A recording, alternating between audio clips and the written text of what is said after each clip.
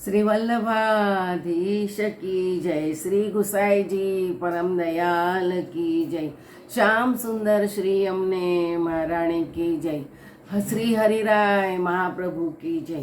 આપણે ષોડશગ્રસ વિધે રસપાન કરીએ છીએ. તેમાં ચોથો પુષ્ટિ પ્રવાહ મર્યાદા ભેદ ગ્રંથ ચાલે છે. તેમાં 11મો શ્લોક આવ્યો છે. તાન અહમદિશતા વાક્યાત ભિન્ન જીવા પ્રવાહિણ અત એવેતરી ભિન્નો શાંતો મોક્ષ પ્રવેશત. 12મો શ્લોક.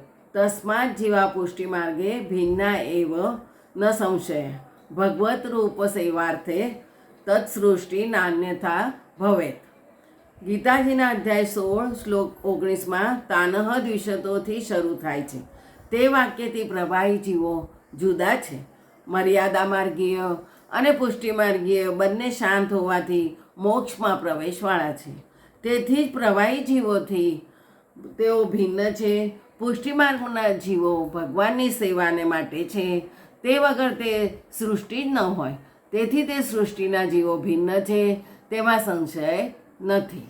ગીતાજીના 16મા અધ્યાયમાં કહેલું છે કે જેવા લક્ષણવાળા જીવો દ્વેષી, ક્રૂર અને અધમ હોય છે, તેથી તેમને સદા અશુભ અને આસુરીઓનીમાં નાખું છું.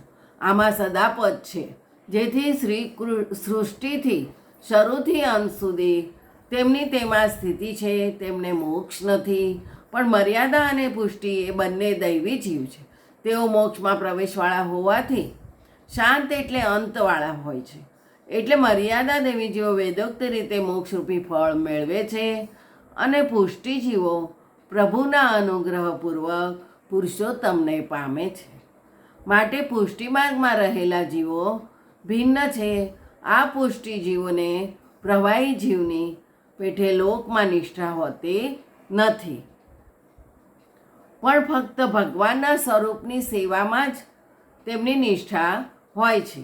જેથી આ પુષ્ટિ સૃષ્ટિ ભગવાનના શ્રી અંગની સેવા માટે જ છે. જો તેમ ન હોય તો કોઈ બીજી રીતે પુષ્ટિ સૃષ્ટિનું આ જગતમાં વિદ્યમાનપણું હોય નહીં. 13મો શ્લોક.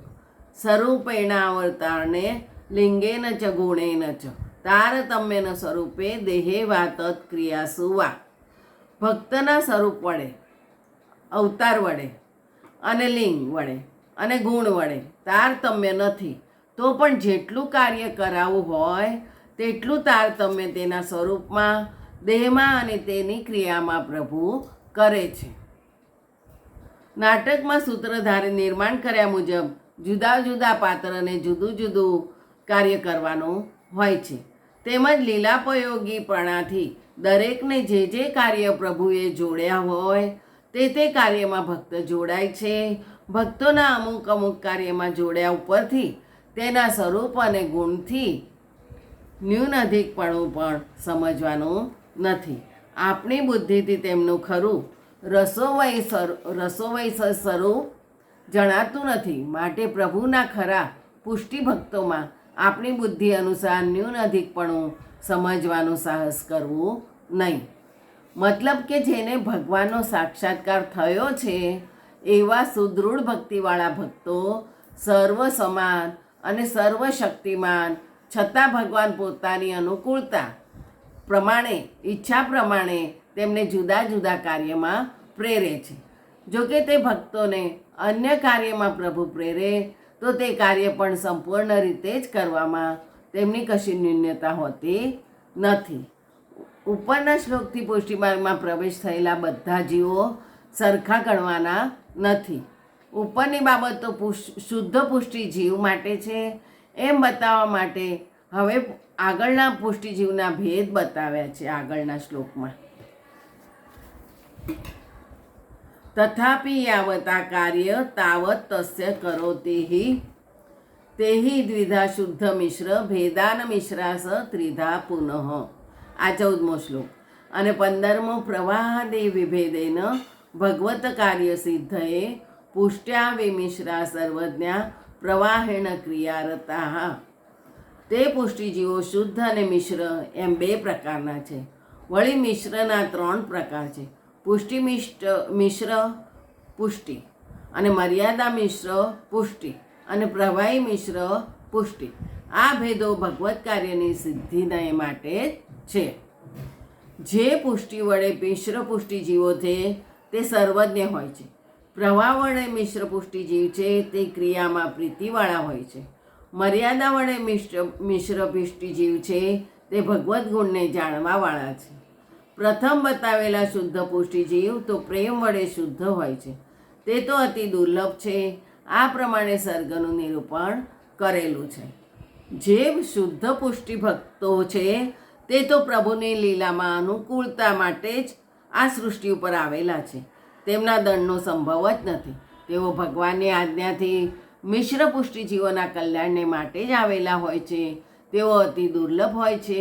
મિશ્ર પુષ્ટિ જીવો પણ ભગવત કાર્યની સિદ્ધિને માટે એટલે અનુકૂળતા માટે જ છે. પરંતુ તેઓ કોઈ અપરાધના લીધે દંડ થવાથી આ સૃષ્ટિમાં આવેલા નથી તેમ કહેવામાં આવ્યું છે. મર્યાદયા ગુણન્યાસ્તે શુદ્ધા પ્રેમના અતિ દુર્લભા એવું સર્ગસ્તુ તેષા હિ ફલમ તત્રમ નિરૂપ્યતે. અને 17મો ભગવાને હિ ફલસ યથા વિર્ભદ વેદ ભુવિ ગુણ સ્વરૂપ ભેદેન તથા તેષા ફલમ ભવેત. આ 17મા શ્લોકમાં પણ એવું કહ્યું છે કે હવે ફળનું નિરૂપણ કરાય છે. પુષ્ટિ જીવોને ભગવાન જ ફળ છે ને ગુણ અને સ્વરૂપના ભેદ વડે જે પ્રમાણે પૃથ્વી ઉપર આવિર્ભાવ થાય તે પ્રમાણે પુષ્ટિજીવોને ફળ થાય છે. પણ પુષ્ટિજીવોએ ભગવત સેવા કરવી તે તેમનું મુખ્ય કર્તવ્ય કહ્યું છે. પુષ્ટિજીવોને મળવાનું ફળ છે તે વાત સાચી, પરંતુ તેમને ફળ ભગવાન જ આપે છે. ભગવાનના સ્વરૂપ સિવાય અન્ય મોક્ષ સ્વર્ગાદિક ફળની તેમને અપેક્ષા તેમને છે જ નહીં. કોઈ ભક્તની ભાવના ભગવાનના બાળ સ્વરૂપમાં હોય, કોઈની કિશોર સ્વરૂપમાં હોય અને કોઈની પ્રૌઢ સ્વરૂપમાં ભાવના હોય.